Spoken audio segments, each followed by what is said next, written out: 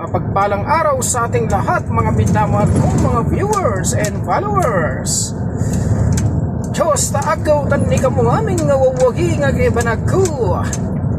Ay bagal daw kada kayo amin kakabsat ko kay Ilocano. Guys, ito tayo ngayon. Katatapos lang natin na nakargaan ng soybean na feeds. Pagkain ng manok, i-deliver natin doon sa poultry. Kaya halik kayo guys, inyo ako samahan sa aking road adventure. Ito guys, ang ating dinadaanan ngayon na napakaliwalas at napakaluwang ng daan. Inyo makikita yung mga puno-puno na yan. Yan ang pinakahalaman nila dito sa Kingdom of Saudi Arabia. Meron yang hose na pandilig dyan guys. Automatic na nagdidilig yan, tumatagas ang tubig dyan sa pinakapuno niya. Kaya pag walang dilig ng tubig yan, ay mamamatay dahil walang ulan dito. Meron ding ulan kaso meron panahon ng ulan.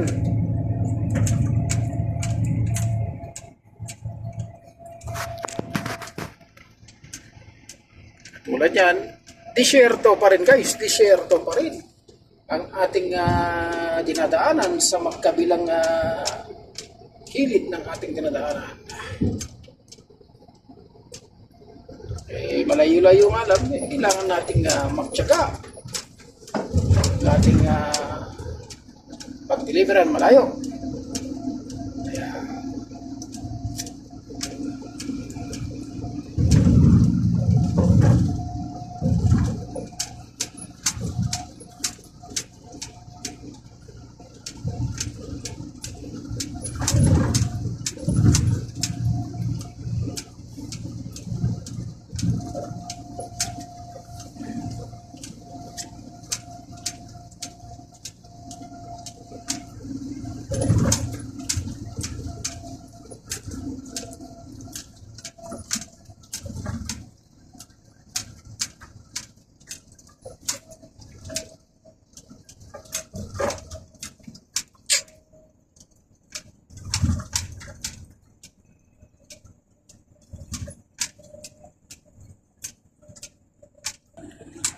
Pinababa natin yung ating camera kasi may monitoring. Yung camera monitoring sa taas. At kung meron tayong mga nakakasalubong na mga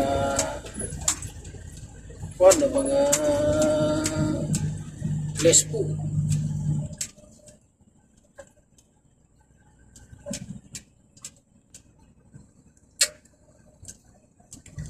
Kung dinadaan natin, mahaba-haba yung pahagod niya na paislog.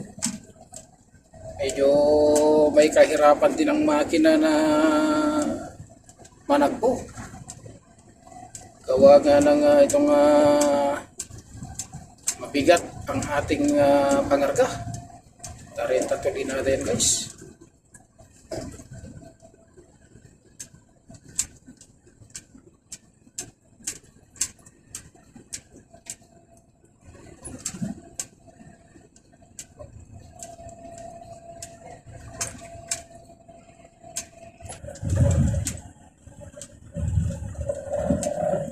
Polisyon, hindi pala.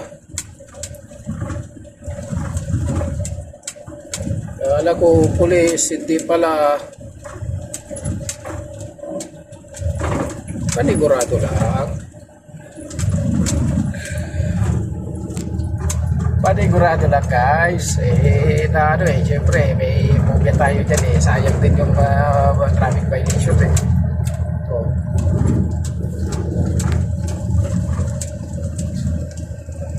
mahal din yun pupunta panigurado lang tayo.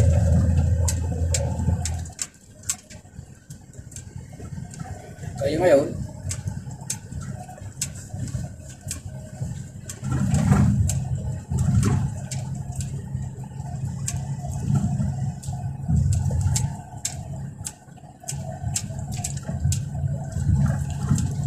lupit ng mga sinusundan ko, talagang hataw sila, wala na rin sila rito sa daan. Habol nila yung diskargahan. Habol nila pa diskargahan hanggang hapon.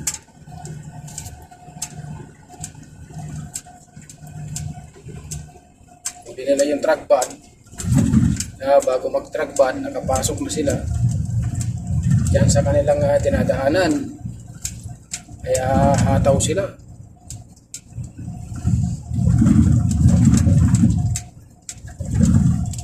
Tayo, doon pa rin tayo dadaan sa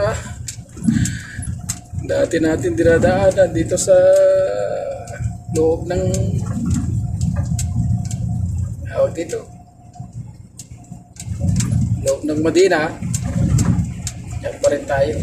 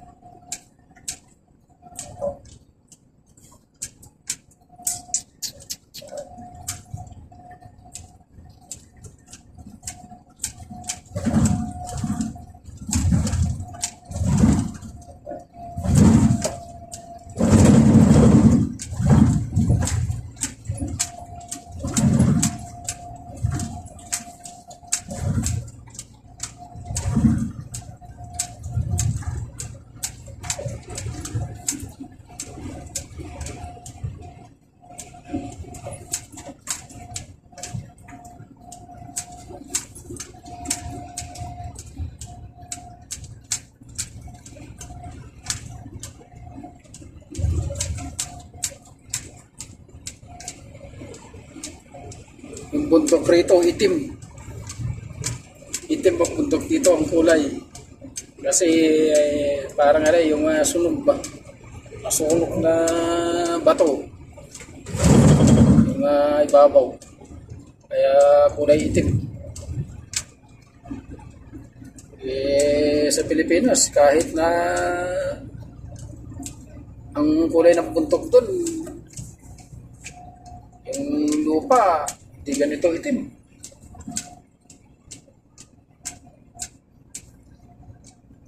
Paano mabubuhay ang mga kwan dito dahil walang ulan. Ayan yung box, camera box. Camera monitoring sa overspeeding.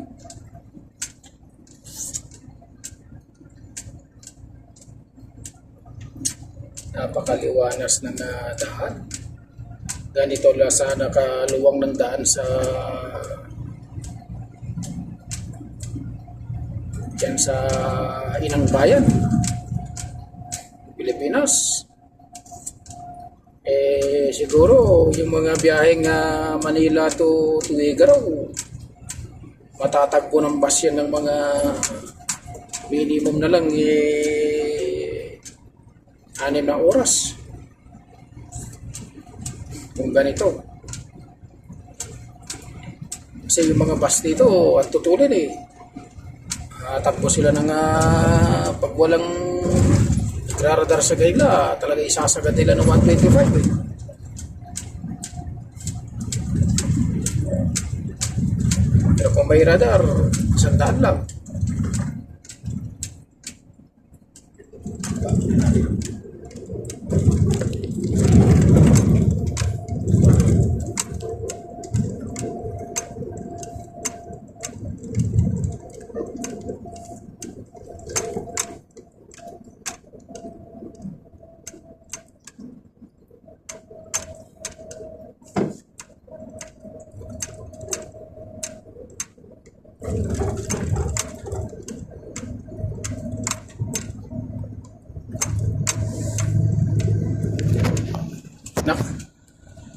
Nakaon pala ka. Yan sa lugar na yan, dito sa lugar na to, probada kasi ito merong nagraradar dito pulis patro. Naradar nila ng tagbo mo sa 20 huli. Pag naradar nila ng 85 ang tagbo mo, huli ka rin 85 pataas. Kailangan minimum ka ng 80.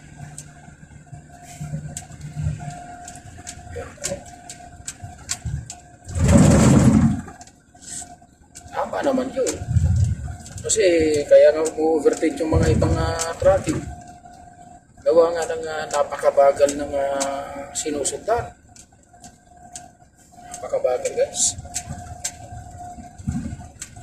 Meron namang pang driver na nananadya na siya yung nasa una tapos ang takbo niya babawagan. Takbo na lang ng 50, 60. Tapos yung paa nakataas. Parang nangiinis ba, nangasar ka na.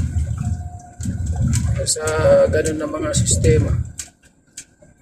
Hindi iniisip na yung nasa likod, may running time ang biyahe. Kasi pag may running time, talagang gagawin mo dyan, talagang matawin mo talaga Lalo na yung mga per trip. Talagang humahapit sa biyahe yan. Tulad namin ganito, per trip, talagang humahapit ka sa biyahe.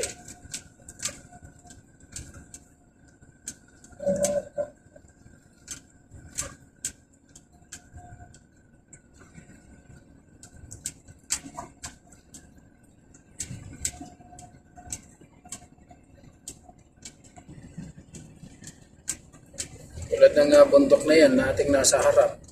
Ano yan, tinitibak nila, kinakrasher nila yan.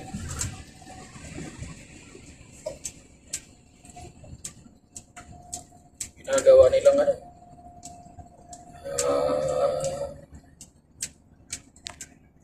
ready mix.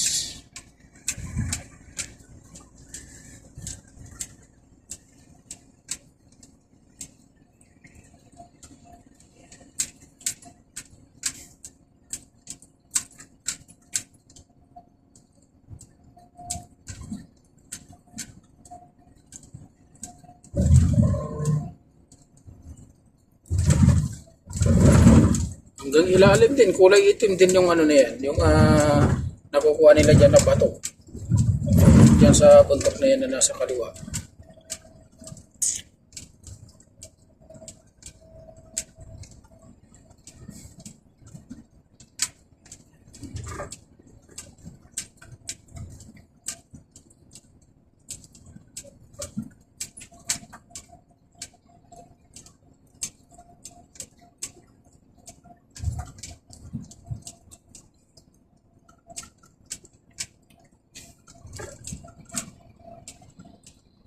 Ganda ng mga bus dito guys.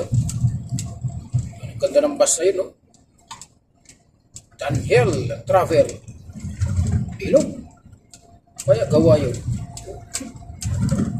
Bilog ang katawan nyo. Maganda sa likod. Ganda.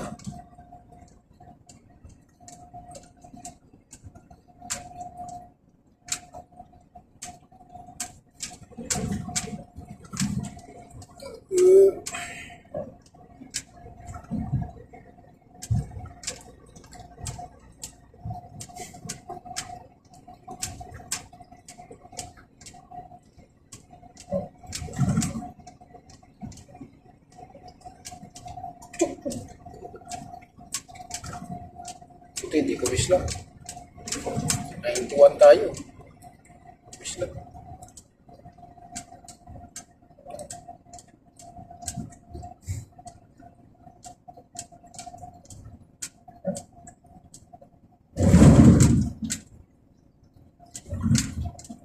Yan yung bundok ko na tinitipag ng mga crusher.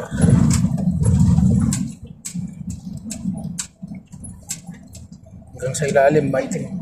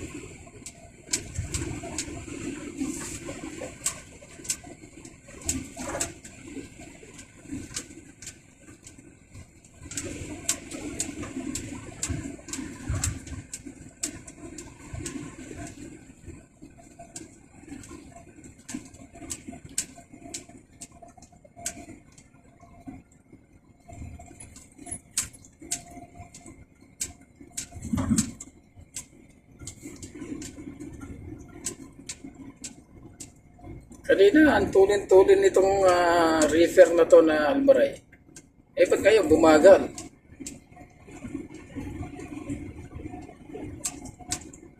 Bumagal kaya yata ngayon, bata?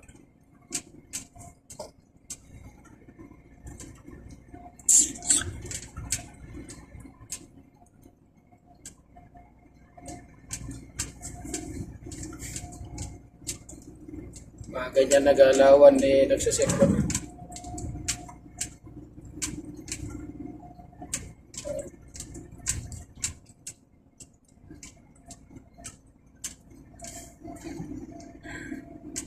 Tatlong Almaray pa naman to.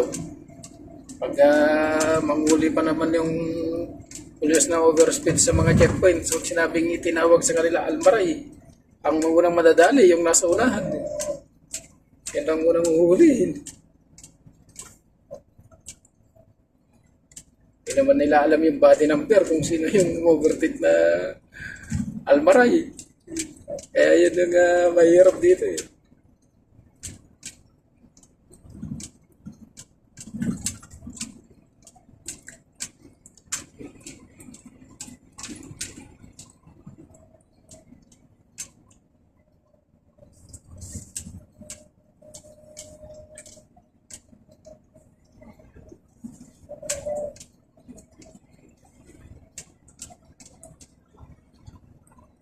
Samsung. Wala tayo ng logger.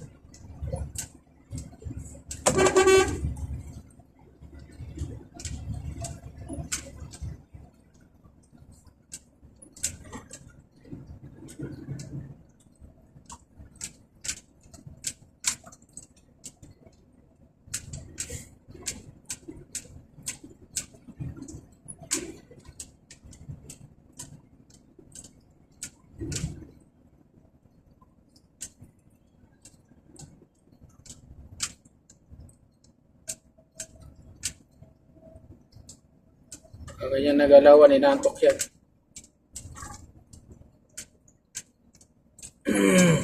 Yung tutulin tapos babagal, tutulin babagal. Yung mga ganyan nagalawan, inantok yan. May running time kasi yan eh.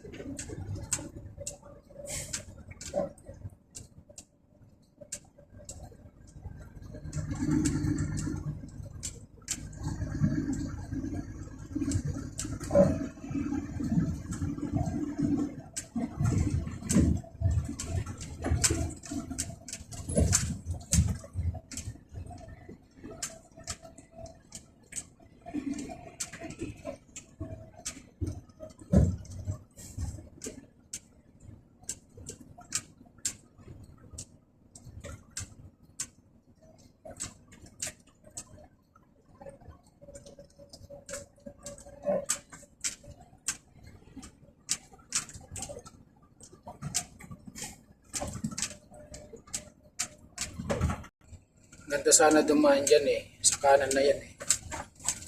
Kaso, dumaan dyan sa kanan. Matatrack pa na tayo.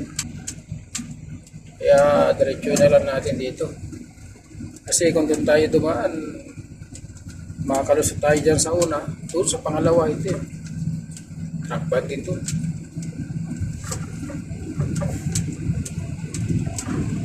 Dito, diretso na lang natin kahit pa paano. Kahit tatambay, hindi naman tayo nagmamadali. Dahil lang, tagbong pogi lang.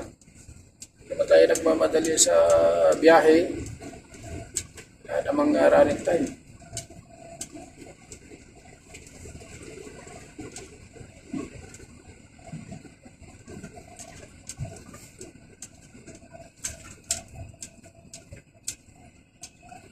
ating pangarga.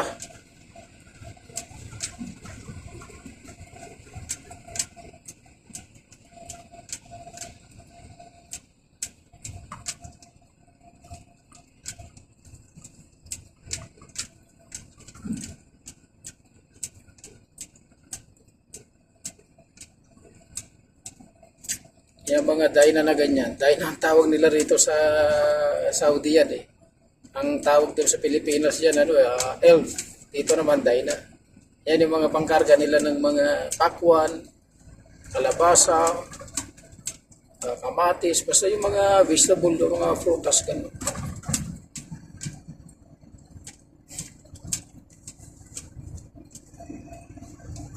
Mga tutulin ng mga yan. Kaya pagka na-disgrasya sila, talaga namang durog. Mga driver niyan, Pakistan, Sudan. Mga driver niyan. Pero karamihan dyan, Pakistani.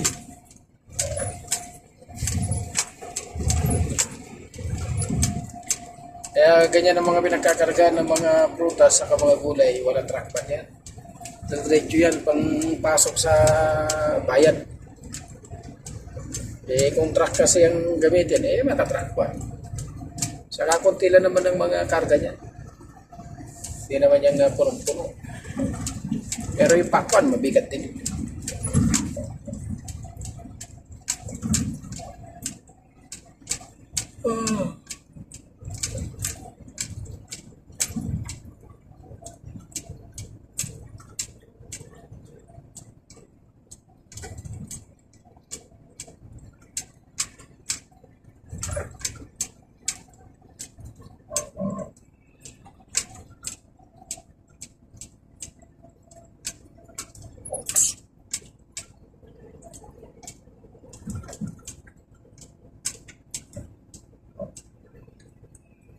Relax lang sa daan, relax. Huwag ka masyadong nataw. Tulad yan, si kuya. Nainip siya, di nauna siya. Ganun lang yun. Pag merong overtake na ganyan, pag alam mo overtake sa likod mo, pag pinor ka para sa ganun, mauna siya. Ikaw nga ino-overtakean, pag pinor ka, huwag mong sabayan yan. Kasi kawawa naman yan kapag mahuli. Kaya kapag ganyan na merong mauna na ganyan, pag minor ka na ino-overtakean dahil kawawa pag siya mahuli dahil nga yung pangarga mo mabigat kaya hindi ka makahataw ng takbo. Kaya ikaw ang magbigay, hindi yung porkod overtake yun, merong overtake sa'yo, hindi mo na pagbigyan, hindi ganun. Ang driver, bigayan, relax, ingat, safety. Yan ang mga dapat alamin. Huwag kang painitin ng ulo, makat ka lang, pagagalit ka na, habulin mo yung overtake sa'yo, yung nagkat sa'yo, yun ang cause ng disgrasya. Kaya yung mga ganyan na bagay, paunahin mo na lang. Ikaw ang nakakaintindi, habaan mo yung pag-unawa. Habaan mo yung pag-uunawa mo.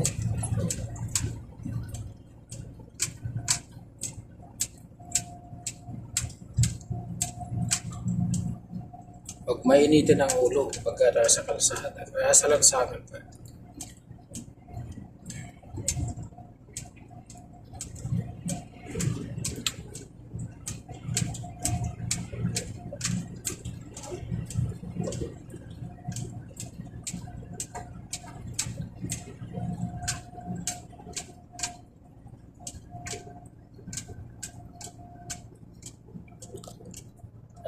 Guys, maraming salamat sa inyong panonood sa aking ina-upload na video. Supportahan din nyo ako sa aking channel. Maraming salamat guys.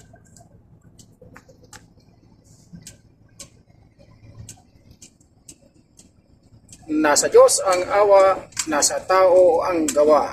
God bless you all.